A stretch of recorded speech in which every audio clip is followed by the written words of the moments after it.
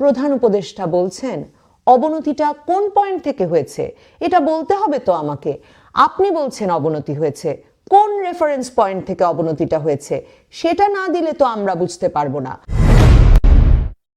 কয়েক ঘন্টা আগে আন্তর্জাতিক সংবাদ মাধ্যম বিবিসি বাংলা প্রধান উপদেষ্টা ডক্টর মোহাম্মদ ইউনূসের সঙ্গে তাদের প্রধান সম্পাদক মীর সাব্বিরের একটা একান্ত সাক্ষাৎকার প্রকাশ করেছে।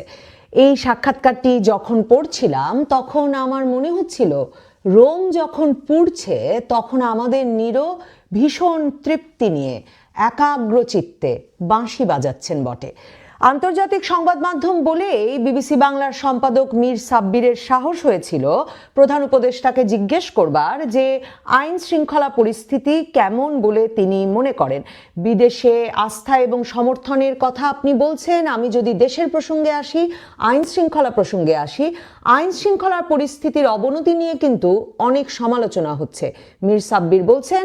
এবং আমি যদি পুলিশের এবং মানবাধিকার সংস্থাগুলোর পরিসংখ্যান দেখি, অপরাধ কিন্তু বেশ কিছুটা বেড়েছে, তো এটা আপনারা কেন নিয়ন্ত্রণ করতে পারছেন না? প্রধান উপদেষ্টা তার উত্তরে বলছেন, আস্থার কথা দিয়ে শুরু করেছিলাম, আস্থার কথাতেই ফিরে যাই। দেশ বিদেশের আস্থা, দেশের মানুষের আস্থা আছে কিনা আমাদের উপর, এটাই তো বড় কথা। আমার মনে হয় দেশের মানুষের আস্থা আমাদের উপর আছে, বিপুল পরিমাণে আছে। কাজেই সেটা হলো বড় প্রমাণ। আমরা কি করছি না করছি এগুলো খুচরো বিষয়, আমাদের খুচরো বিষয়। এটাতে ভালো, ওটাতে মন্দ, কিছু ভালো কিছু মন্দ হতে থাকবে। এটা একটা অপরিচিত জগৎ, আমরা এসেছি, আমরা কোনো এক্সপার্ট এখানে এসে বসিনি। মানে আইন শৃঙ্খলার প্রসঙ্গে তার উদ্বেগ, উৎকণ্ঠা, কিংবা তিনি কি করবেন বলে ভাবছেন বা তার সরকার ভাবছে, কি ধরনের পরিকল্পনা আছে, কি প্রতিক্রিয়া আছে তাদের ভেতরে জানবার কোনো সুযোগ প্রথম দফার প্রশ্নে মীর সাব্বিরের হলো না, কাজেই আমাদেরও হলো না। এরপর আরও কিছু প্রশ্ন করার পর বিবিসি বাংলা আবারও জিজ্ঞেস করছে, আমরা যদি আইন শৃঙ্খলার বিষয়ে ফিরে আসি, পরিস্থিতির যে অবনতি হয়েছে, অনেকেই বলছেন যে তারা নানা রকম ভয়ে আছেন, আতঙ্কে আছেন, যেহেতু অপরাধটা তারা দেখছেন রাস্তাঘাটে যেটা হচ্ছে, এটা আপনারা কেন নিয়ন্ত্রণ করতে পারছেন না? মানে আসলে ডক্টর মোহাম্মদ ইউনূস জীবনের সিংহভাগ সময় বিদেশে কাটিয়েছেন। মানে গত কয়েক দশক ধরে তার বছরগুলোর বেশিরভাগটা সময় তিনি বিদেশে কাটিয়েছেন। ফিরে এসে সরাসরি ক্ষমতায় বসেছেন এবার, এবং বসবার পর তিনি যে উপদেষ্টা পারিষদ বর্গ তৈরি করেছেন তারাও নানা রকম তার ভক্তমণ্ডলী থেকে গঠিত হয়েছে, এবং ভক্তমণ্ডলীর বাইরে আছে তার গ্রামীণের লোকজন। মানে তার একজন উপদেষ্টা আছেন গ্রামীণে, তার ডান হাত ছিলেন নূরজাহান বেগম, তার ডান হাত ছিলেন একজন, তিনি হয়েছেন এসডিজি বিষয়ক মুখ্য সমন্বয়ক, তার ভাতিজা আছেন প্রেস অফিসে। কাজে এমন একটি পরিস্থিতিতে, কিংবা ডক্টর আসিফ নজরুল তার সঙ্গে নিয়মিত বিদেশ সফরে যেতেন ইউনূস সেন্টারের নানা কার্যক্রমে। কাজে এই যে একটা পারিষদ বর্গ তিনি তৈরি করেছেন, সেই পারিষদ বর্গ বোধহয় তার চোখ খুলতে কোনো ব্যবস্থাই নিতে পারছে না। আর তিনি যেহেতু যমুনায় আছেন, মানে তার নিজস্ব দপ্তরে আছেন, এবং সংবাদ মাধ্যমগুলোতে যেহেতু কোনো খবর বা প্রশ্নের মুখোমুখি করবার কোনো উপায় নেই, কাজেই সে কারণে বোধহয় তিনি একটা ভীষণ তৃপ্তিতে আছেন। তবে তারপরেও তার এই তৃপ্তি কি বিস্ময়কর একটু শুনি। বিবিসি বাংলা আবার জিজ্ঞেস করছে, আমি যদি সাম্প্রতিক পরিসংখ্যানের কথা বলি, গত বছর এই সময় থেকে অপরাধের পরিমাণ রাস্তাঘাটে যেমন, প্রশ্ন শেষ করতে পারেন নাই মীর সাব্বির, প্রধান উপদেষ্টা বলছেন, আমি তো হিসাব নিচ্ছি, অপরাধের পরিমাণ মোটেও বাড়েনি, আগের মতোই হয়েছে। বিবিসি বাংলা আবার জিজ্ঞেস করছে, আমি যদি একটা পরিসংখ্যান আপনাকে দেই গত 6 মাসে, প্রধান উপদেষ্টা আবারও প্রশ্ন শেষ করতে দিচ্ছেন না, একটা দিয়ে তো আর বিচার হবে না, সমস্ত কিছু নিয়ে আসতে হবে। বিবিসি বাংলা আবারও চেষ্টা করছে, মানে আন্তর্জাতিক সংবাদ মাধ্যম সাহস করতে পারে, সাহস করেছে। মীর সাব্বির বলছেন 6 মাসে ডাকাতির সংখ্যা 50% বেড়েছে, এটা পুলিশের পরিসংখ্যান অনুযায়ী, সেটা আমি বলছি। হয়তো পরিসংখ্যান বিভিন্ন হতে পারে, কিন্তু এটা আছে এবং হচ্ছে, সেটা আমরা দেখতে পাচ্ছি। এটা নিয়ন্ত্রণের ক্ষেত্রে সমস্যাটা কোথায়? প্রধান উপদেষ্টা তখন বলছে, চেষ্টা করছি আমরা, সমস্যা আপনিও জানেন, আমিও জানি। প্রথম দিকে সমস্যা ছিল যে পুলিশ বাহিনী যাকে দিয়ে আমরা কাজ করাচ্ছিলাম তারা ভয়ে রাস্তায় নামছিল না। 2 দিন আগে তারা এদেরকে গুলি করেছে, কাজেই মানুষ দেখলেই সে ভয় পায়। কাজেই তাকে ঠিক করতে করতেই আমাদের কয়েক মাস চলে গেছে। এখন মোটামুটি ঠিক হয়ে গেছে। এখন আবার নিয়ম শৃঙ্খলার দিকে আমরা রওনা হয়েছি, কাজ করতে থাকবো। এতগুলো প্রশ্ন করতে হলো পুলিশ বাহিনী দেশে কাজ করছে না এই কথাটা প্রধান উপদেষ্টার মুখ থেকে বের করতে। এরপর বিবিসি বাংলা বলছে সেই অপরাধের পাশাপাশি আরেকটা বিষয়ে অনেক আলোচনা হচ্ছে, যেটাকে মব বা দলবদ্ধ বিশৃঙ্খলা বলা হচ্ছে। যেমন গণপিটুনির একটা বিষয় দেখা গেছে কিছুদিন আগের কথা যদি বলি, ধানমন্ডি 32 সহ সারা দেশে অনেক ভবনে ভাঙচুর হয়েছে, কিন্তু দীর্ঘ সময় ধরে এগুলো চললেও সরকারের কিংবা আইন শৃঙ্খলা বাহিনীর তেমন ভূমিকা দেখা যায়নি। তখন কেন তেমন ভূমিকা দেখা গেল না? প্রধান উপদেষ্টা তখন বলছেন সময় নিচ্ছে, তারা প্রস্তুত হয়ে নিয়ে তাদের মানসিকতা থেকে এখনো মুক্ত হতে পারেনি। এটা একটা জিনিস হতে পারে, মানে উনি ঠিক শিওর না কি কারণে এরকম হচ্ছে, মানে সরকার কেন 2 দিন ধরে বাড়ি ভাঙাভাঙি করতে দিল সারা দেশ জুড়ে উনি ঠিক শিওর না, তাও আবার ওনার সরকার ক্ষমতা নেওয়ার 6 মাস পরে।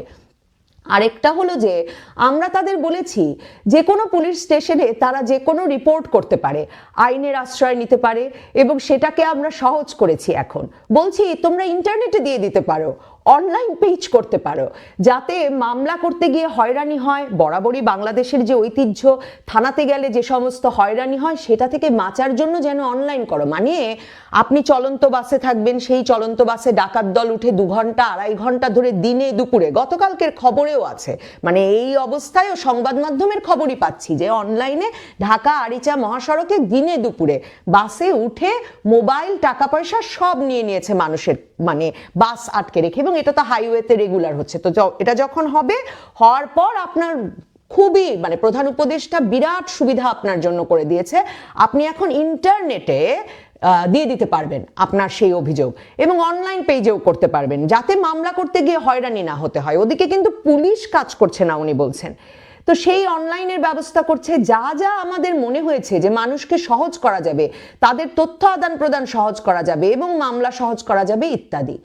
মানে আপনার বাড়িতে ঢুকে ডাকাতি হবে, বাসে উঠে ডাকাতি হবে, রাস্তায় ছিনতাই হবে, কিন্তু এবং আপনার ব্যাপক নিরাপত্তাহীনতা হবে, মব দলবদ্ধভাবে মেয়েদের আক্রমণ করবে, এবং মব যে কোনো জায়গায় যে কোনো কারণে মব দলবদ্ধ হয়ে আপনাকে আক্রমণ করতে পারে, আপনার বাড়ি ভাঙতে পারে। আর আপনার জন্য সরকার কি ব্যবস্থা রেখেছে?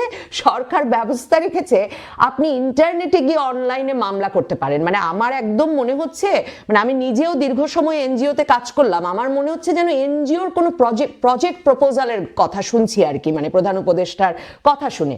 তখন বিবিসি বাংলা বলছেন অনলাইনে তারা করতে পারছেন, সেটা আপনারা সহজ করেছেন, কিন্তু আসল কাজটা তো পুলিশকে করতে হবে। আপনি যে বলছেন পুলিশ সে পর্যায়ে যেতে পারেনি, তারা নিজেরা আস্থা পাচ্ছে না বা তারা সেভাবে সক্রিয় হচ্ছে না, প্রায় 7 মাস হয়ে গেছে, এখনো তাদের আস্থার সংকটটা দূর করা গেল না। মানে মীর সাব্বিরের সাহস আছে বলতে হবে, মানে এ সাহস বাংলাদেশের অন্য কোনো সম্পাদক যখন সাক্ষাৎকার নিচ্ছিলেন তাদের কাছ থেকে আমরা দেখতে পাইনি। তো তখন প্রধান উপদেষ্টা বলছেন এখনো সম্ভব হয়নি, বাট চেষ্টা করছি, অনেক ইমপ্রুভ হয়েছে, কিন্তু সমাধান হয় নাই। তো সমাধান হয় নাই, কি করবেন? বাঁশি বাজাবেন। বিবিসি বাংলা সাক্ষাৎকারটি শিরোনাম করেছে, মাঝখানে একটা সাবহেড অবশ্য করেছে তারা প্রধান উপদেষ্টার উদ্ধৃতি দিয়ে, যে অপরাধের পরিমাণ মোটেই বাড়েনি। সম্ভবত প্রধান উপদেষ্টাকে বিব্রত করতে চান না বলেই এটি প্রধান উপদেষ্টার কথা দিয়ে আজকের সাক্ষাৎকারের প্রধান শিরোনাম হয়নি। সাক্ষাৎকারটির শিরোনাম হয়েছে একটা পলাতক দল সর্বাত্মক চেষ্টা করছে আনসেটেল করার জন্য। সেনাপ্রধানের বক্তব্য প্রসঙ্গে কথা বলার সময় মীর সাব্বির তাকে জিজ্ঞেস করেছিলেন, সেনাপ্রধান বলেছেন অনেক বিষয়ে আপনাদের কথা হয়, আপনি অনেক বিষয়ে একমত, অথবা স্বাধীনতা সার্বভৌমত্ব বিপন্ন হওয়ার কোনো সম্ভাবনা আছে কি? সরকার প্রধান হিসেবে আপনি কি মনে করেন? প্রধান উপদেষ্টা তখন বলছেন এটা তো সবসময় থাকে, একটা পলাতক দল দেশ ছেড়ে চলে গেছে বা তাদের নেতৃত্ব চলে গেছে, তারা সর্বাত্মক চেষ্টা করছে এটাকে আনসেটেল করার জন্য, এটা তো সবসময় থ্রেট আছেই, প্রতিক্ষণেই প্রতি জায়গাতেই আছে, কাজেই এটা তো সবসময় থাকবে। বিবিসি বাংলা জিজ্ঞেস করছে হুমকিটা কি আপনি বলছেন ক্ষমতাচ্যুত আওয়ামী লীগ থেকে? অবশ্যই, এটা তো অবভিয়াস। প্রধান উপদেষ্টা বলছেন তারা মাঝে মাঝেই ঘোষণা করছে, বক্তৃতা দিচ্ছে, অ্যাড্রেস করছে, আপনি আমরা সবাই শুনছি, মানুষ উত্তেজিত হচ্ছে। বিবিসি বাংলা বলছে আওয়ামী লীগের বিষয়ে আপনারা বলেছেন বা আপনি এখন যেটা বললেন, তাদের দিক থেকে নানা কর্মকাণ্ড আছে। হুমকিটা কোথায়? প্রধান উপদেষ্টা এই যে অ্যাড্রেস করছে, জাগো, কাজে নামো ইত্যাদি ইত্যাদি অনেক আহ্বান জানাচ্ছে না, কর্মসূচি দিচ্ছে, হরতাল করো, অমুক করো, মানুষ কিভাবে নেবে এটাকে বলেন? এটা কি মিষ্টি মুখে সবাই চলে যাবে? মানে কোথায় দিল্লির কোন সেফ হাউসে বসে শেখ হাসিনা বাংলাদেশ আওয়ামী লীগ আর ছাত্রলীগের অনলাইনে এসে মাঝে মাঝে কথা বলছেন, চেহারাও দেখাচ্ছেন না, অনলাইনে কথা বলছেন, নিহত পুলিশের স্ত্রীদের সঙ্গে কদিন আগে কথা বললেন দেখলাম, হরতাল দিচ্ছেন, সেগুলো ওইসব সাইট ছাড়া, মানে আওয়ামী লীগ ছাত্রলীগের সাইট ছাড়া বাংলাদেশের কোনো সংবাদ মাধ্যমে হরতালের খবর টবর আসছে না। তো তাতেই পুরো দেশটা আনসেটেল হয়ে যাচ্ছে ডক্টর মোহাম্মদ ইউনূস। তাহলে তো আসলে আওয়ামী লীগের এবং শেখ হাসিনার অসীম ক্ষমতা এবং অসীম প্রভাব বাংলাদেশের 16.5-17 কোটি মানুষের ওপর, তা তো তাহলে অস্বীকার করার কোনো উপায় থাকে না। তবে আমি বরাবর যেমনটা সন্দেহ করি, সেই সন্দেহ আমার রয়েই গেছে যে নির্বাচনের কোনো তাড়া আসলে ডক্টর মোহাম্মদ ইউনূসের এই সরকারের নাই। নির্বাচন অনুষ্ঠানের কোনো প্রস্তুতিও সেভাবে আনুষ্ঠানিকভাবে তারা শুরু করেছেন সে কথা অন্তত বিবিসি বাংলার এই আজকের সাক্ষাৎকারটি পড়লেও সম্ভবত আপনাদেরও মনে হবে না। আসলে এই সরকার সংস্কারের নামে আরো অনেক সময় ক্ষেপণ করতে চায়, আর কোনো অপরাধ হচ্ছে না, সব ভালো চলছে, সব দারুণ চলছে, জনমনে কোনো সন্দেহ নাই, জনগণের আস্থা আছে সরকারের ওপর, এ ধরনের কথাগুলো বুঝে ভেবে বিশ্বাস করে সম্ভবত ডক্টর মোহাম্মদ ইউনূস তার বাঁশি বাজিয়ে যেতে চান একাগ্রচিত্তে, নিবিষ্ট মনে।